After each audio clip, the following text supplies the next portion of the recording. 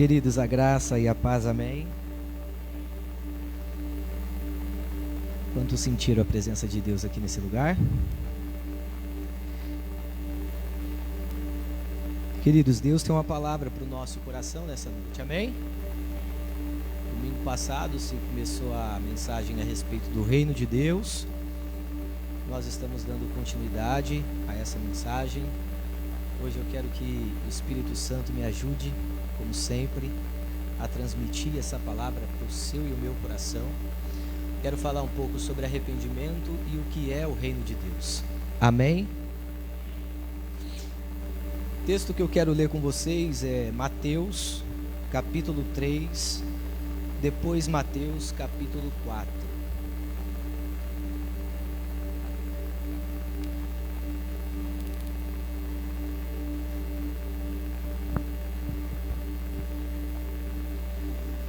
Não sei vocês, mas percebi profundamente a presença de Deus aqui nesse lugar. E é muito bom entender isso. Porque se entendermos de fato e de verdade que Deus está aqui, irmão, a sua vida não vai ser mais a mesma. A minha vida não vai ser mais a mesma. Essa noite pode ser a noite da sua e da minha transformação. Essa noite pode ser a noite em que você vai sair daqui totalmente diferente de como você entrou. Isso não é por minha causa não, irmão, longe disso. Mas é porque Ele está aqui. É porque o Espírito Santo está aqui, o Pai está aqui, e Ele deseja transformar a minha e a sua vida, amém? Vamos ao texto. Naqueles dias surgiu João Batista, pregando no deserto da Judéia. Ele dizia: arrepende-se. Repita comigo, por gentileza: arrepende-se, pois o reino dos céus está próximo. Capítulo 4 de Mateus, versículo de número 1. Quando Jesus ouviu que João tinha sido preso, versículo 12. Quando Jesus ouviu que João tinha sido preso, voltou para a Galiléia. Saindo de Nazaré, foi viver em Cafarnaum, que ficava junto ao mar, na região de Zebulon e Naftali, para cumprir o que fora dito pelo profeta Isaías: terra de Zebulon, terra de Naftali, caminho do mar além do Jordão, Galiléia dos gentios. O povo que vivia nas trevas viu grande luz. Sobre os que viviam na terra da sombra e da morte raiou uma luz. Daí em diante começou a pregar: arrepende-se. Repita comigo: arrepende-se, pois o reino dos céus está próximo. Amém? Se eu perguntasse para algum de vocês essa noite: existe alguma coisa no dia de hoje, desde que você acordou até o momento atual, existe alguma coisa de que você precisa se arrepender? Ou de que você deva se arrepender? Eu acredito que todos diriam: sim, existe. Porque sabemos que é impossível vivermos um dia sem cometermos pecado. Sim ou não? Sim ou não? Ou só eu que cometo pecado todo dia, que já estou assustado, irmão? É impossível. Porque dentro de cada um de nós existe a velha natureza.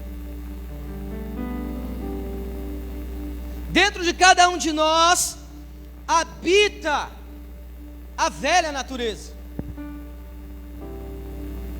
E o texto de Romanos, Paulo diz que a carne milita contra o espírito, e o espírito milita contra a carne. E Paulo nos recomenda em Gálatas 5,16: andai em espírito, e de modo nenhum satisfarão os desejos da carne. Então nessa noite eu quero trazer essa ideia de arrependimento muito mais profundo do que se arrepender do que eu fiz. Arrependimento é muito mais profundo do que algo que eu falei. A palavra arrependimento na linguagem grega, metanoia, significa transformação de mente. Não é apenas mudança de curso, não é apenas mudar o caminho. A ideia de arrependimento que Jesus traz para nós não tem a ver com uma melhoria moral somente.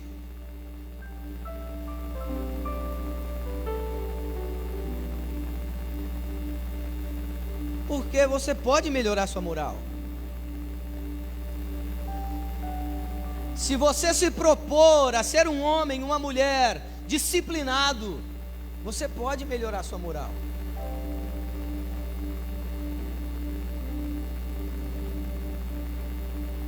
Mas eu quero ver alguém dizer que pode parar de pecar. Não há ninguém dentre nós que se atreve a dizer isso. Porque o pecado intrinsecamente está dentro de nós, e todos os dias nós vivenciamos isso. E o que nos difere das pessoas que são ou que estão mundanas, melhor dizendo, é a entrega a esse pecado, é a entrega a esse estilo de vida. O pecado está em mim, o pecado está em você, mas nós não precisamos nos entregar a ele.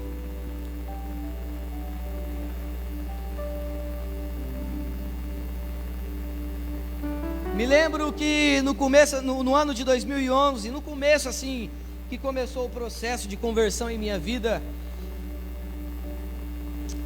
existiu dias, saudade desses dias, lamentável dizer isso, existiu dias em que eu acordava e eu dizia: hoje eu não vou pecar,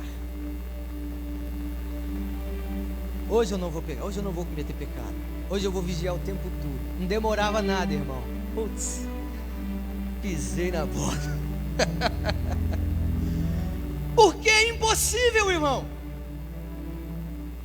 É impossível para um ser humano caído, descendente de Adão, olhar para si, olhar para fora e dizer: hoje eu não vou pecar. Só de você falar, ele já pecou, irmão. Por isso que a ideia de Jesus de arrependimento não tem a ver com melhoria moral, porque o pecado não é apenas moral, o pecado ele é existencial. O pecado afetou a sua existência, o seu jeito de existir, o seu jeito de ser.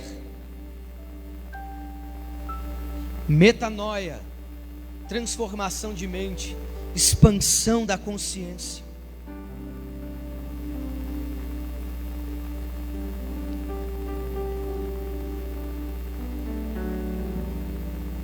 É isso que Jesus quer que nós vivamos. E lendo esse texto de Mateus 3 e o capítulo 4, eu me fiz uma pergunta e fiz uma pergunta ao texto. Por que João começa pregando: arrependei-vos, porque está próximo o reino dos céus? E por que Jesus também, começando a pregar, começou da mesma maneira: arrependei-vos, porque é chegado o reino dos céus? Aí eu fiz uma pergunta: por que eles não disseram: o reino dos céus está próximo, portanto se arrependem? Por que João não veio pregando no deserto dessa maneira: o reino dos céus está próximo, portanto se arrependam? Aí eu me fiz essa pergunta e pensei comigo: antes de Jesus falar do reino, Ele primeiro fala de nós, fala de como nós estamos, de como estamos existindo, de como estamos sendo.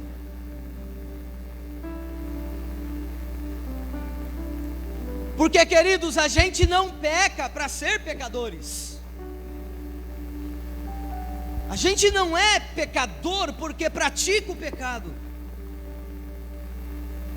É porque somos pecadores, por isso, consequentemente, pecamos. A desobediência de Adão afetou o nosso ser, o nosso jeito de existir.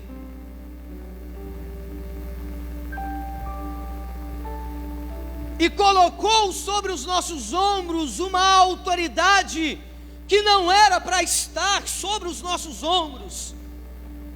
A desobediência de Adão, a nossa desobediência, nos colocou em escravidão. A soberania do pecado passou a exercer domínio sobre nós, de maneira que nós não conseguiríamos mais, a partir da queda, ser quem Deus nos criou para ser. A partir da queda, nós não conseguiríamos mais obedecer a Deus sem uma intervenção de Deus. O pecado nos afetou profundamente, e Jesus traz essa mensagem: arrependei-vos, porque o reino dos céus está próximo. E essa é a ideia de arrependimento: transformação de mente, expansão da consciência. É o que o pastor Ariovaldo diz: é concordarmos com Deus que nós estamos errados e que Ele está certo. João vem pregando, Jesus vem pregando: arrependei-vos. Não sei se naquele tempo alguém perguntou: mas do que a gente vai se arrepender?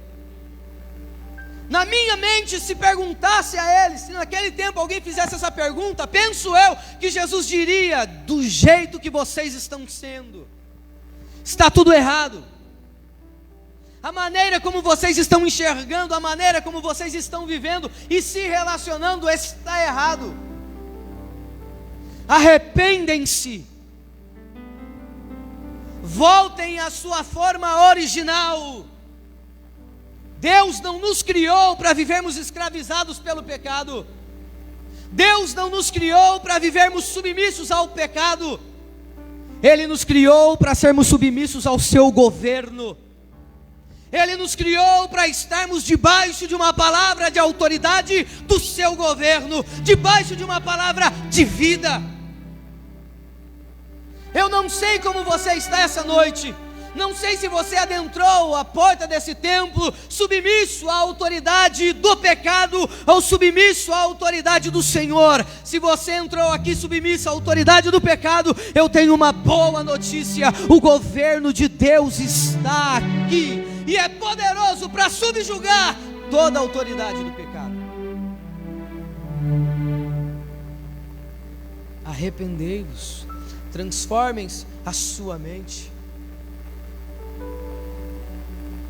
Deus não só perdoa os pecados que nós praticamos, como principalmente perdoa o pecado que somos. Até o pecado que você não sabe que vai praticar, Ele perdoou. Agora, isso não é uma carta para fazer de você alguém livre para pecar, não.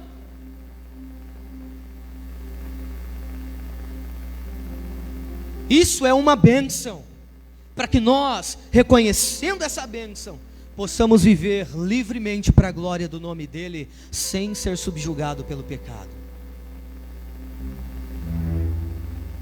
Que nessa noite haja um arrependimento verdadeiro em nós. Que nessa noite possamos nos entristecer, não segundo o mundo, mas segundo Deus, porque a tristeza segundo Deus produz um arrependimento verdadeiro. Amém?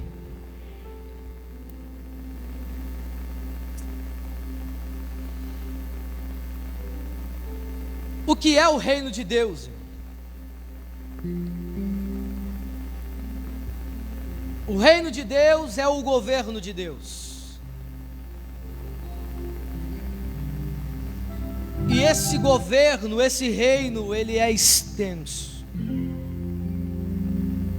Não tem limites. E as Escrituras dizem que o reino de Deus não só está entre nós, como também está dentro de nós. Olhe para o irmão que está do teu lado, diga para ele: o reino de Deus está dentro de você. Lucas 17, 21 diz isso. Agora todo reino, todo governo tem leis, tem ordenanças. E se obedecermos essas leis e essas ordenanças, traremos e atrairemos para as nossas vidas benefícios, sim ou não? Sim ou não? Agora, se quebrarmos essas leis, atrairemos para as nossas vidas consequências ruins, porque todo princípio que eu quebro, esse princípio vai me quebrar. Então, obedecer às leis do Senhor traz para nós benefícios. E a Bíblia diz que após 3 meses, quantos meses? Após 3 meses que Deus resgatou o povo de Israel do Egito, Êxodo 19 e 20, Deus decide dar ao povo as tábuas do mandamento. E aquelas leis serviam para o povo como um aio, como um condutor, para mostrar um caminho, para apontar um caminho. Deus lhes dá essas leis em tábuas de pedra. E a Bíblia diz em Êxodo 19 que se o povo obedecesse a Deus, Deus faria do povo seu tesouro pessoal.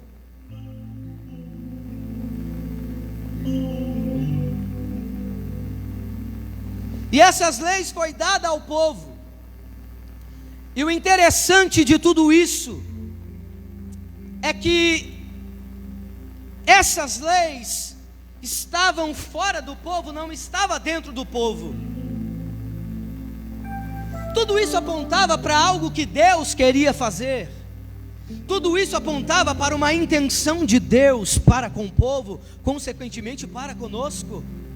Deus lhes dá aquelas leis em tábuas de pedra, mas a intenção de Deus não era deixar a lei, a palavra do Senhor fora do povo. A intenção de Deus era colocar a lei, a palavra do Senhor dentro do povo.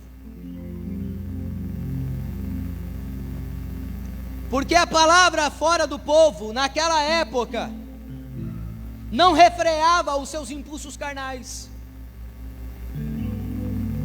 A palavra fora do povo, naquela época, não impedia que o povo ponderasse ou fizesse um esforço para não pecar contra o Senhor.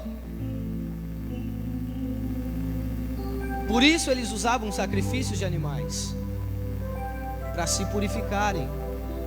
Mas aqueles sacrifícios purificavam ele cerimonialmente e por fora. Porque diz a Bíblia, se eu não me engano em Hebreus, que o sangue de bodes, de animais, é impossível de retirar o pecado. Apenas o sangue do Cordeiro de Deus Santo pode tirar o pecado. E ao decorrer da história, a intenção de Deus vai se desenrolando. E em Ezequiel, capítulo de número 36, versículo 23, acontece algo extraordinário. E esse algo eu quero ler com vocês. Se puder colocar para mim, Vitor, por gentileza aí.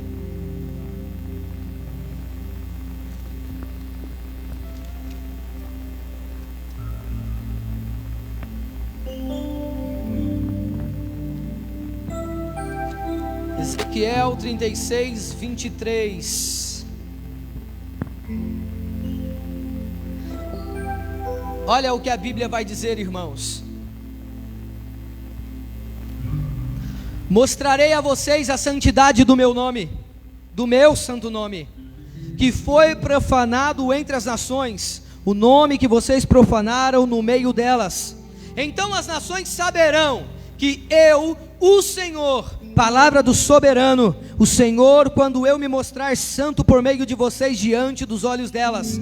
Pois eu tirarei dentre as nações, os ajuntarei no meio de todas as terras e os trarei de volta para a sua própria terra. Aspergirei água pura sobre vocês e ficarão puros. Eu os purificarei de todas as suas impurezas e de todos os seus ídolos. Darei a vocês um coração novo e porei um espírito novo em vocês. Tirarei de vocês o coração de pedra e lhes darei um coração de carne. Porei o meu espírito em vocês e os levarei a agirem segundo o meu decreto. E aí vocês obedecerão fielmente às minhas leis.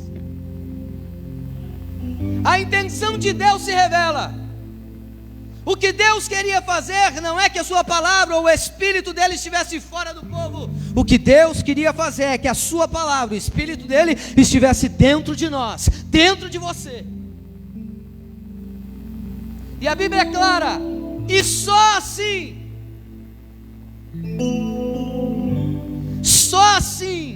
vocês obedecerão a minha palavra fielmente. Porque eu sou bom, Senhor, porque eu sou inteligente, porque há em mim bondade suficiente, porque hoje eu não falei mal de ninguém, porque hoje eu não caluniei ninguém, porque eu amanheci, fiz um jejum, orei ao Senhor. Não, porque o meu espírito vai estar dentro de você.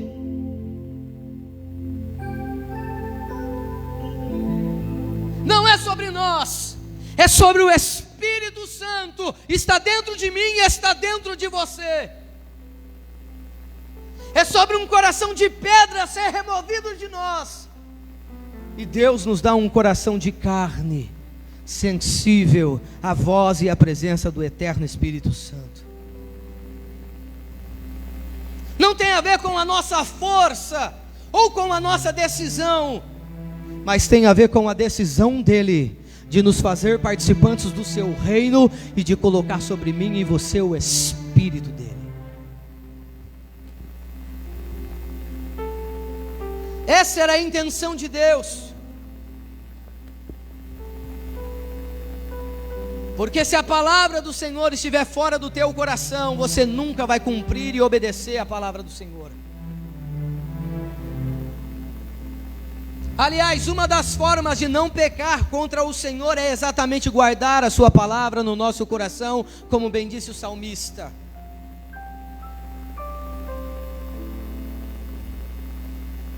A vida cristã não existe uma receita de vitória, mas existe um manual de instrução. Não é como você ver um tutorial no YouTube e fazer um bolo gostoso ou uma torta da hora. Tem a ver com dedicação e é sobre se debruçar nas Escrituras, porque esta é a palavra do Senhor, esta é a palavra viva do Senhor. Se você, irmão, está vivendo morte, ela pode te dar vida. Se você está vivendo fraqueza, ela pode te dar força. Se você não sabe o que mais fazer para que a sua vida mude, aqui está a instrução do Senhor para a tua vida nessa noite. A palavra do Senhor, a comunhão com o Espírito Santo, a submissão ao seu governo trará transformações extraordinárias para a nossa vida, para a nossa família e para a glória do nome dele.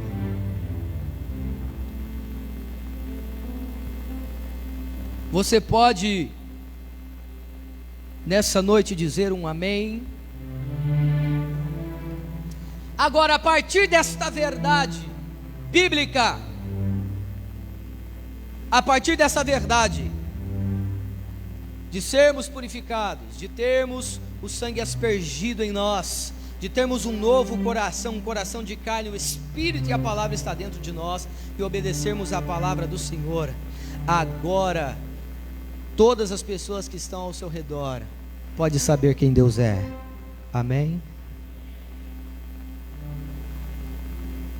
Porque nos tornamos uma plataforma do governo do Senhor, um canal do governo do Senhor, um meio onde Deus pode abraçar, onde Deus pode consolar, onde Deus pode trazer vida para a vida de pessoas, de maneira que quando sua família quiser saber como é o amor do Senhor, ela vai olhar para você, vai saber através da sua vida como Deus ama.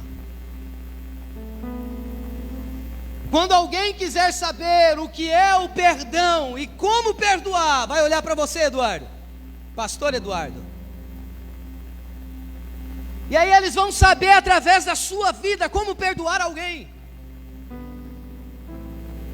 Quando alguém precisar saber o que é continuar crendo em Deus, mesmo perdendo pessoas amadas, mesmo perdendo coisas nessa vida, vai saber através da sua vida.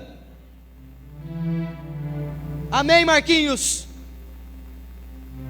Porque, irmão, Deus quer fazer isso em nós.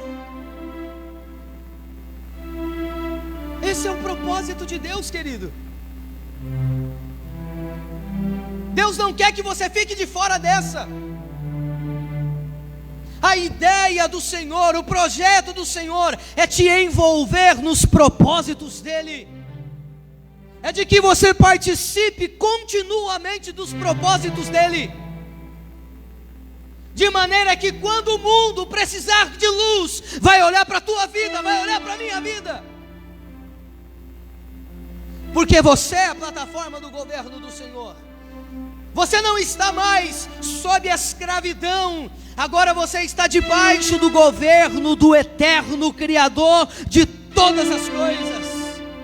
Você não é mais escravo do pecado, não, irmão. Agora você é alguém que manifesta a justiça de Deus nessa terra. Por quê? Porque o governo de Deus chegou na tua vida. Amém? Você não é mais alguém que vive olhando para baixo. Você não é mais alguém que está em crise do que está acontecendo ou do que não está acontecendo. Você agora é alguém que é governado pelo Espírito Santo do Senhor. E aonde você vai, aonde você está inserido, querido, aonde existe um problema, você é a solução lá naquele lugar. Ser governado pelo Espírito Santo, ser essa plataforma de governo, estar submisso a Ele, significa isso, irmão. Trazer luz onde o pecado trouxe trevas. Você é portador da luz. O Espírito Santo não só está dentro de você, como também está sobre você.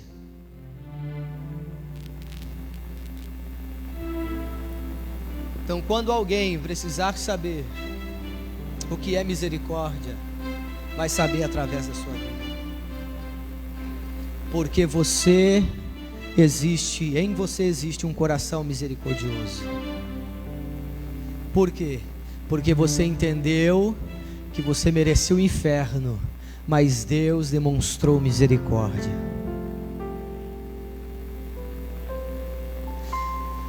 Você já entendeu que o que você merece, o que eu mereço é o inferno, mas Deus decidiu demonstrar misericórdia e graça. Então, quando alguém pecar contra você, quando alguém perseguir você, você não vai manifestar os frutos da carne, não. Você vai manifestar misericórdia. Amém.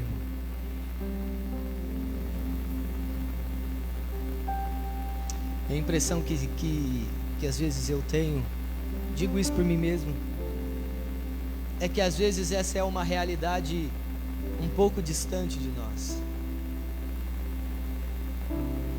Às vezes eu penso que essa é uma realidade um tanto quanto distante de nós. Mas o Espírito Santo traz essa realidade para perto de nós nessa noite. E onde você tinha dificuldade de perdoar, de amar, o Espírito Santo te ajuda a amar, te ajuda a perdoar, para a glória do nome de Jesus.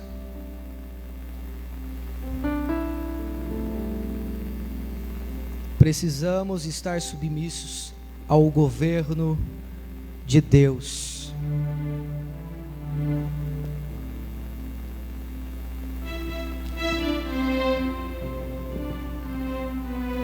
Há muito tempo atrás eu me fazia perguntas. Eu dizia: Senhor, como é difícil te obedecer, Pai. Como é complicado viver a piedade. Como é complicado se submeter ao seu governo e fazer a tua vontade. Porque o pecado está presente em nós o tempo todo, nos colocando em confronto todo o tempo. E eu percebi, queridos, que essa dificuldade aumenta por causa da nossa ignorância a respeito do governo de Deus, da força de Deus.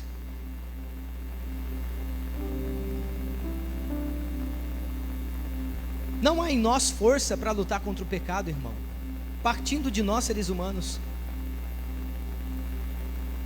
Por isso que tudo que nós temos que fazer todos os dias é se render ao governo de Deus. Tudo que nós precisamos fazer para vencer o pecado que às vezes está te vencendo, às vezes está me vencendo, é nos render ao governo de Deus.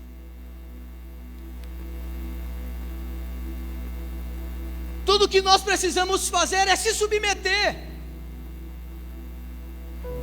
Por isso que essa noite é uma oportunidade, é noite de oportunidade. Agora você pode sair daqui do mesmo jeito que você entrou, se você decidir não se render ao governo de Deus. Você pode sair daqui e voltar para sua casa, para os seus problemas, e viver da mesma forma que você estava vivendo, mas nessa noite, aceite o convite do Espírito Santo, se renda ao governo de Deus, e permita que Ele faça coisas novas dentro de você.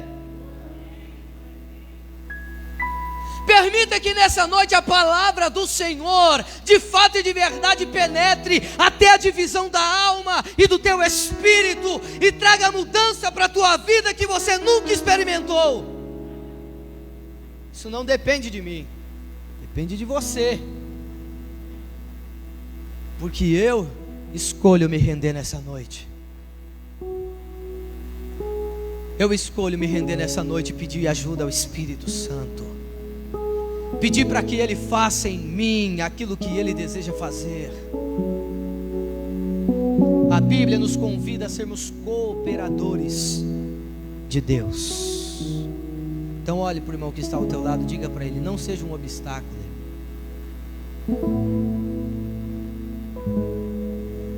Você pode ser o maior obstáculo da obra de Deus em sua vida, como você também pode ser o maior cooperador. Se coloque de pé em nome de Jesus.